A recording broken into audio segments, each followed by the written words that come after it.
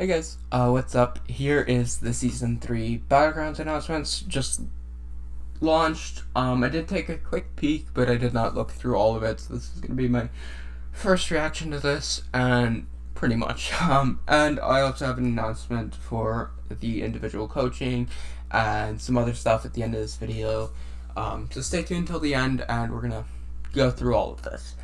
So, first of all, it starts and ends. It ends before Christmas, which is nice to have the season ending before Christmas. I like that they did that. A lot of times in war, we've had wars on Christmas Day and shit, and that's stressful as fuck. But ends before Christmas. That's great. Season 2 cheating update. Blah blah blah. I don't really care about all this. And then relics are here. So this is interesting. There's gonna be 5-star relics, and it's a decent amount here. I'm not sure how much I'll actually be buying of this, but it does look like a really decent amount. I like that a lot of the first relics are going to be from Battlegrounds. I think that's great. And from the victory track, it looks like you're going to be able to get most of a 5-star relic, and then you'll probably be able to get the rest from the trophy token store. And then Gladiator Circuit are getting some rank up materials for the relics and 6-star relic shards, and I think this is awesome. The first 6-star relics are going to come from the people who compete in the Gladiator Circuit highest, and probably like Cyber and Gifting, of course. But that's fantastic. I love that. And yeah, good bit of rank up materials as well. I'm not sure how much rank up materials you'll actually need to rank up anything, but we'll see what all that is like when that happens. And yeah, then for the Season 3 metas, I'm really excited for this. I took a quick peek, and I think it's going to be great. So, the first victory track node, this is going to be a really interesting one. I'm not excited about the week 1 Gladiator Circuit with Fair is Fair. I really dislike the Fair is Fair node just in general, but Rich Get Richer Power is generally quite interesting. It allows a lot of defenders that are usually quite weak, a lot of Cosmic and Tech defenders that are usually quite weak to be somewhat strong. I think we're going to see a lot of Cosmic bans with this, and a lot of Cosmic attackers are going to be ridiculously strong with this. I think Odin is going to get a really nice buff from this, along with, the usuals, Herc, CGR, Surfer, and whatnot, but I think there's going to be a few like Odin that are going to be fantastic in this meta. Float Like a Butterfly and Fury nodes, kind of meaningless. Like, it's a bit of extra block damage, which will matter, but it doesn't matter enough. And yeah, Fair is Fair for the week 1 node. I'm probably going to be skipping the week 1 Gladiator Circuit and only doing victory track for week 1. This is the only one of the victory track nodes that I dislike. And then for week 2, we've got the Path 1 in War, basically. This is basically node 13. And Masochism over time is really interesting. This means you're going to get a lot of defenders like Eyehook and whatnot, and a lot of the heal block attackers are going to be quite strong with this. I expect like Nimrod is going to be ridiculous. And then you've got a lot of good options with Masochism over time. And the Mystics are going to get a decent bonus. I don't think this is going to change things too much, but I think it's going to change it enough to allow some interesting things with your defenders. So that's nice. And then week 3, Redoubled Termination, Evanville Intercept. This is the old Path 5 from War was redoubled. I assume that was removed because of Eyebomb and Kingpin on defense.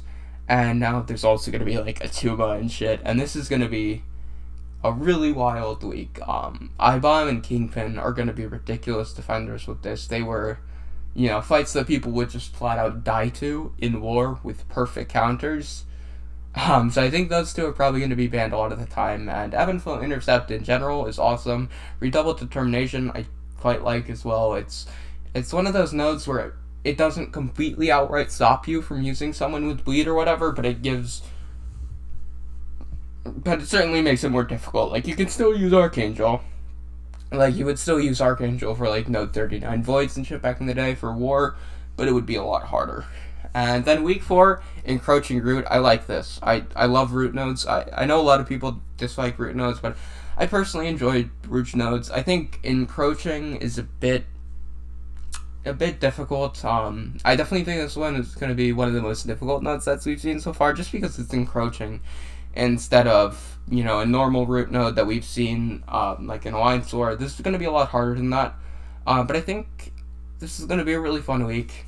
It's definitely going to be a nuke meta, for sure. I think, you know, CGR is going to usual nukes are going to be the best for this. But yeah, I'm really excited for this, and yeah, let's get into the announcement now. And yeah, here is the announcement. I am going to be doing coaching services now. Just from the image that I have up for this, it's not going to be as high of quality. I'm going to link a community post that I'll be posting at the same time as I post this video, that will have a high quality image. But yeah, let's just go over this. So the first things that you could buy is initial deck setup, and deck improvements in general. So for this, it's going to be $30 for the initial deck setup. You know, I'll set the deck up, give you what I would ban with this deck, what I would run for masteries, and then what I would recommend ranking to improve the deck. And then $15 for each extra node set you want your deck adapted to. Generally, it's easier to adapt a deck to a different node set than to make the first one, and this is why the pricing is the way it is. So if you want to return and get it for an extra node set, it'll be half the price for each extra node set that you want to adapt to, and I'll also include the masteries, bans, rank ups, if any of that is changing between node sets. And yeah, and this is gonna persist through seasons. Like, as long as if it's like, you know, you spent the $30 for the initial, and then you get 2 node sets for the first season, and then for the second season it's going to be $15 each a node set.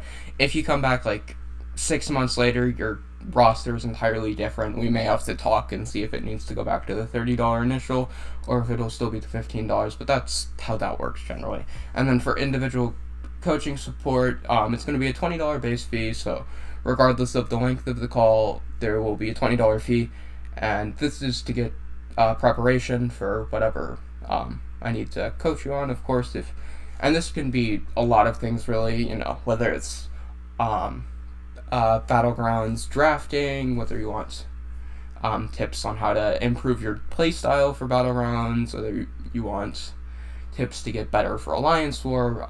Recently, I actually did a coaching session before I went public with this with one of my Patreon supporters, Senor Dunny. He wanted to become Paragon before Cyber Monday, so he put together a plan for him to go through and explore 7.2 through 7.4.